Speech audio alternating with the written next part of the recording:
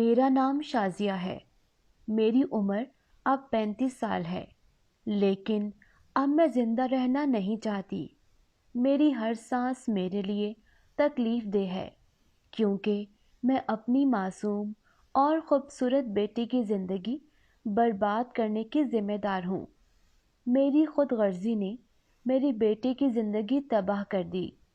मैं नहीं जानती कि वो कहाँ है और किस हाल में है, लेकिन मैं दुआ करती हूँ कि काश वो मुझे वापस मिल जाए। मेरी शादी बहुत कम उम्र में हुई थी। शादी के वक्त मेरी उम्र 15 साल थी और मेरे शौहर की उम्र मुझसे 2 गुना थी। हमारे ख़ानदान का यही रिवाज था कि लड़की जैसे ही बालिग होती उसकी शादी कर देते और शादी में लड़के की उम्र का ख्याल ना रखा जाता। शादी के बाद का वक्त मेरे लिए बहुत तकलीफ़ देह था। मेरा शौहर बहुत सख्त मिजाज का था। मैं तमाम दिन घर के काम करती, सफाई करती, कपड़े धोती, फिर उनको इस्त्री करती और खाना बनाती।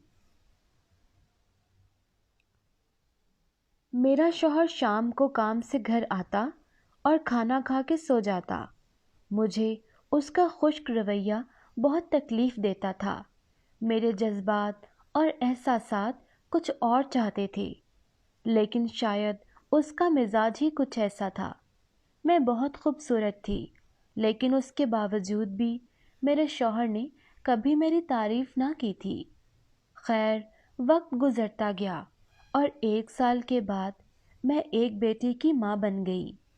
मैंने अपनी बेटी का नाम लाइबा रखा और उसे बहुत प्यार से पालने लगी। बेटी की पैदाइश के बाद मेरे शौहर का रवैया भी बेहतर होने लगा था और ज़िंदगी पहले से अच्छी हो रही थी। मेरे शौहर ने एक दिन मुझसे कहा कि यहाँ कारोबार में ज़्यादा फ़ायदा नहीं हो रहा, इसलिए वो बैरून मुल्क जाने का इंतज़ाम कर रहा है, क्योंकि वहाँ काम करके बहुत अच्छा मुआवजा मिलता है। कुछ वक्त के इंतज़ामात के बाद मेरा शौहर बैरून मुल्क चला गया। कुछ इंतज़ाम करने के बाद मेरा शौहर बैरून मुल्क चला गया। उस वक्त मेरी बेटी की उम्र 10 साल थी। हम माँ बेटी अपने घर में आराम और सुकून से ज़िंदगी गुजार रहे थे कि किस्मत ने हमारे साथ एक ऐसा खेल खेला जो बहुत भयानक था। हमारे घर के सामने के मकान में किराएदार रहते थे। वो किराएदार दूसरे शहर चले गए, लिहाजा मकान मालिक ने वो मकान किसी और को किराए पे दे दिया। नया किराएदार एक जवान लड़का था। नया किराएदार एक अकेला मर्द था जिसकी उम्र 30 के लगभग होगी। 1-2 मर्तबा उससे आमना सामना हुआ। वो मुझे अच्छी आदत का मालिक और सुलझा हुआ इंसान लगा। देखने में भी बहुत खूबसूरत था।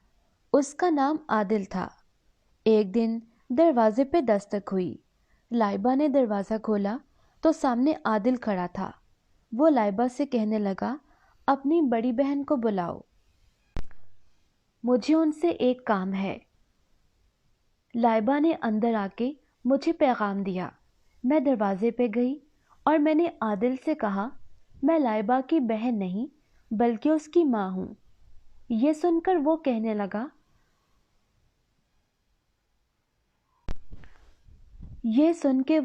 लगा, अगर आप मुझे असल बात ना बताती तो मैं यही समझता कि लाइबा आपकी बेटी नहीं बल्कि बहन है। आप बहुत जवान और खूबसूरत लगती हैं।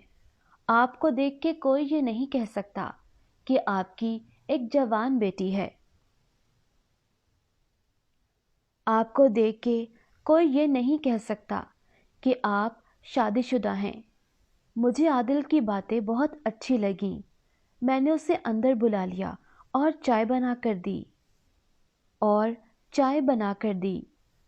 इस तरह किसी न किसी बहाने से आदिल ہمارے گھر کے اندر آنے لگا۔ میرا شوہر 5 سال سے گھر نہیں لوٹا تھا۔ مجھے بھی کسی چیز کی ضرورت ہوتی یا کوئی کام پڑ جاتا تو میں عادل سے کہتی اور وہ فوراً میرا کام کر دیتا۔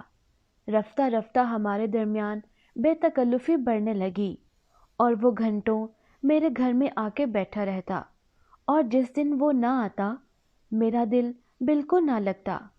وہ میری تعریفیں کرتا تھا اور مجھ سے وہ تمام باتیں کرتا جو میرے شوہر نے کبھی نہ کی تھیں۔ مجھے عادل سے محبت ہونے لگی تھی اور میں زیادہ سے زیادہ اس کے قریب رہنا چاہتی تھی۔ یہ بھی نہ سوچا کہ میرے ساتھ ایک جوان بیٹی بھی ہے۔ اس صحبت کا اس پہ کیا اثر پڑے گا؟ ایک دن میں بازار گئی تھی اور لائبہ گھر میں اکیلی تھی۔ جب میں گھر لوٹی تو دروازہ کھلا تھا اور گھر میں کوئی نہ تھا۔ میں بہت پریشان ہوئی اور فوراً عادل کے مکان کا دروازہ کھٹکھٹایا۔ اندر کوئی نہ تھا۔ مجھے سمجھ نہ آئی کہ میں کیا کروں۔ شام سے رات ہو گئی لیکن لائبہ کا کچھ پتہ نہ چل سکا اور عادل بھی اب تک گھر نہیں لوٹا تھا۔ میرا شوہر بھی ملک میں نہ تھا۔ میں کس سے کہتی کہ میری بیٹی کو تلاش کرے؟ اس دن کے بعد سے عادل کبھی نہ لوٹ کے آیا، جس سے میرا یقین پکا ہو گیا کہ اسی نے میری معصوم بیٹی کو اغوا کیا تھا۔ نہ جانے اس نے میری لائبہ کو کس حال میں رکھا ہوگا۔ مجھے نہیں معلوم کہ وہ زندہ بھی ہے یا نہیں۔ اب میں سوچتی ہوں کاش میں ایک اجنبی کے لیے اپنے گھر کے دروازے نہ کھولتی تو آج میری معصوم بیٹی میرے ساتھ ہوتی۔